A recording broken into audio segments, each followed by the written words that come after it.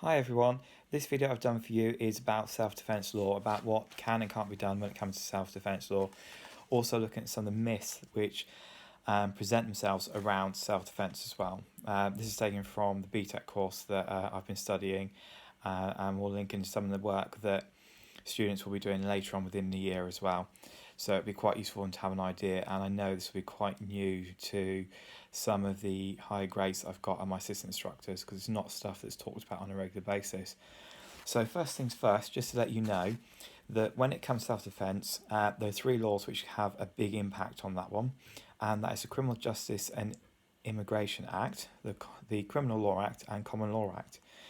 Obviously, when it comes down to things like where deaths occur through self-defense, it also then does bring into what's known as the Human Rights Act as well. But we're not going to worry too much about it because we don't do self-defense and martial arts to learn to kill people, so we don't need to know anything about that.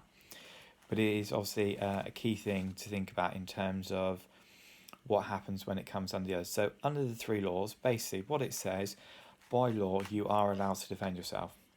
Now, defending, it's not just defending yourself, but it's also defending somebody else or property as well. So you have the right to defend yourself, property, or another person. However, self-defense does not come into court if it's used to teach somebody a lesson, if it's taught for revenge, or used in retribution. So when we look at examples over the years where people have been arrested and charged because of incidents that have taken place, quite often when someone is fleeing a scene, has been challenged, they are fleeing, and then someone has actually harmed them, the use of I act in self-defense doesn't actually work.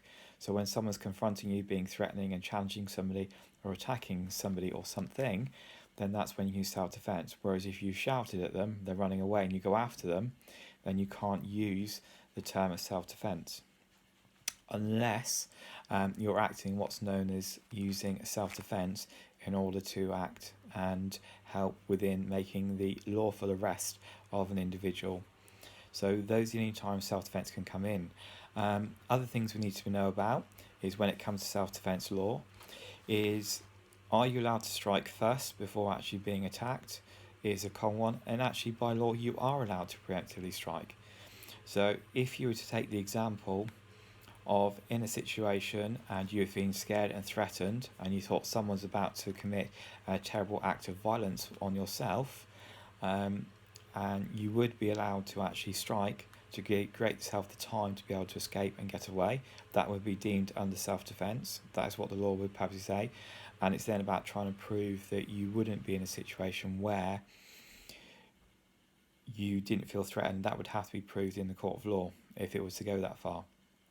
But if you're in that position, say for example, you're walking down the street, someone rushes up towards you, dressed all in black, someone reaches in their pocket and is trying to drag something out of their pocket, looking in quite a threatening manner, you'd probably be thinking someone's going to pull a knife out on you.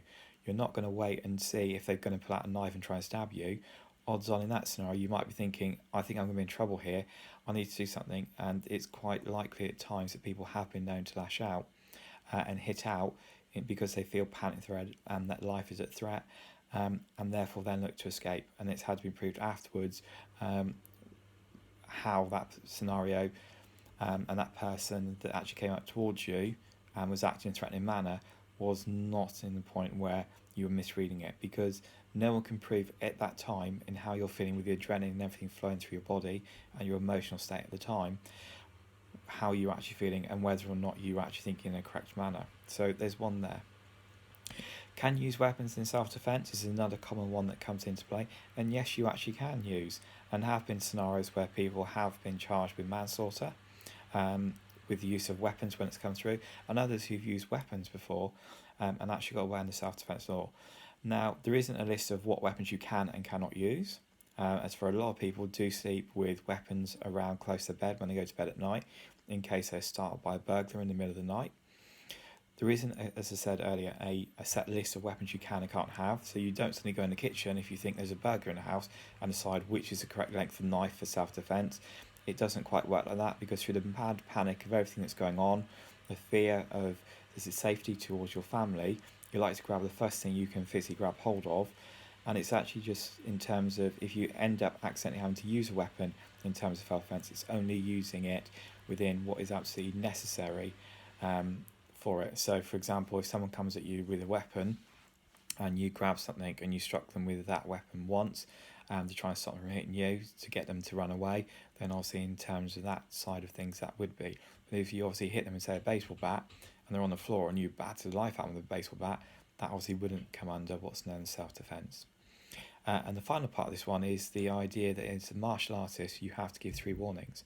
Actually, under the laws I gave you earlier on, there is nothing in there which says if you're a martial artist or a member of the emergency services, i.e. a police officer, that you would have to give any warning before actually using and defending yourself with the skill base you have.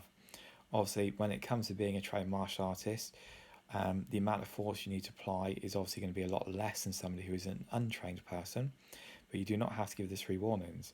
For those who are interested to know where the idea of the 3 warnings as a martial artist came from, it actually came from the TV programme The Saint, where the guy who played the Saint at the time, so Simon Templar, actually told this guy he had to give him 3 warnings before he did a judo chop. Now, those who've done judo before or know anything about it, does a judo chop actually exist? The simple answer, no. It's actually a karate chop, not a judo chop. So I hope you found this little bit of information interesting, and hope you enjoy the rest of the stuff we've got coming up online.